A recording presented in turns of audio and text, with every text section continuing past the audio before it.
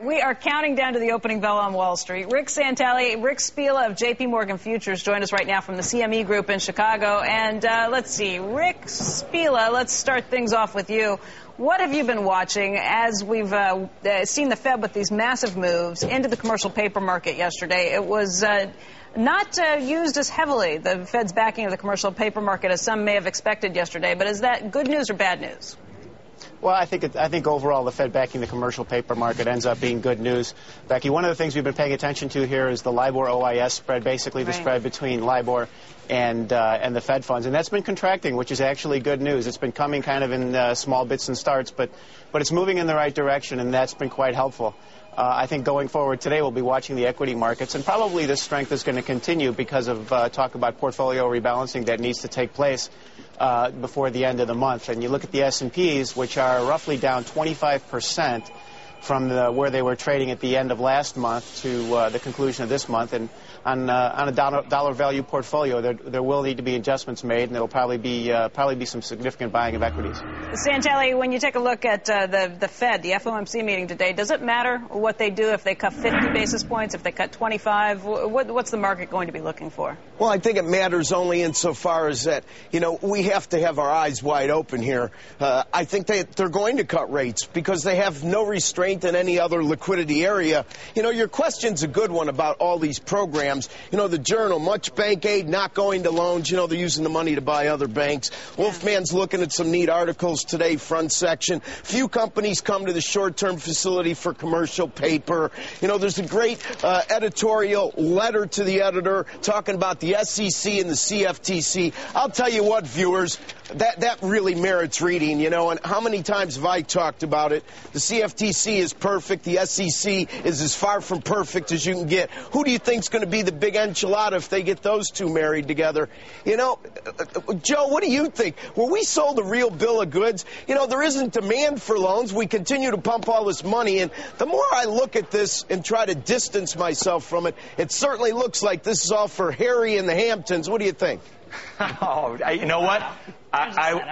We taped the Donnie Deutsch show yesterday, and we got a lot of questions like that.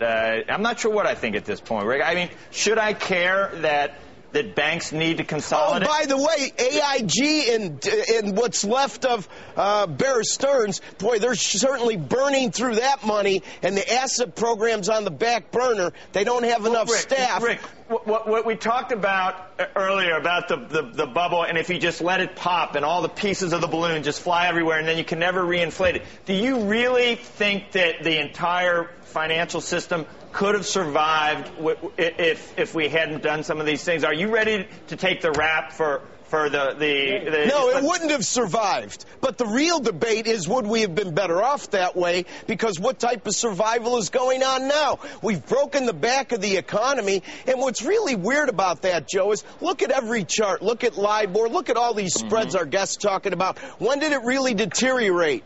It really deteriorated when our leaders came in front of us telling us about their solution and presenting it to Congress. What if commercial paper had locked up and the 30 biggest companies in the U.S. couldn't fund their overnight operations and had to declare Chapter 11?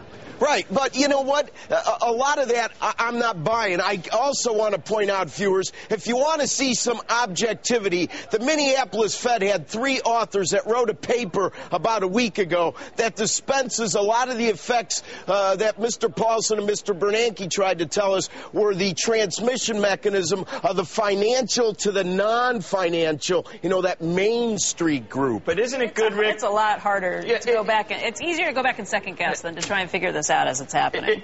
Isn't it good that we at least got the worries of the collapse of the financial system out of the way, so we can now worry about the collapse of the equity markets, and the overall economy? I mean, we got to pick we got to do them one. You got to take care of the most serious thing first, Rick. No?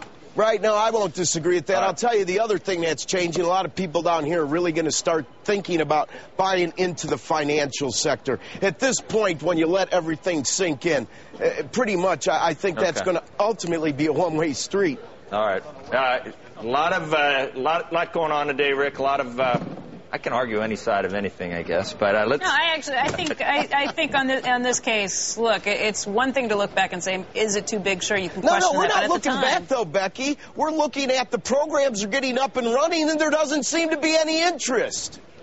I don't know that that would be the case if you didn't have the promise of those programs out there to begin with. If you didn't know that the commercial paper backing was coming a few weeks ago, maybe this is the bazooka Paulson's talking about carrying around in your pocket. If you didn't have it there, if you say you've got it, maybe you don't need to use it. Now I'm getting into some weird metaphors. Too bad they didn't aim the bazooka in another direction. Yeah, maybe. All right, gentlemen. Thank you. Rick Spieler, thank you. You need some sharp elbows, my friend. We'll have you back soon.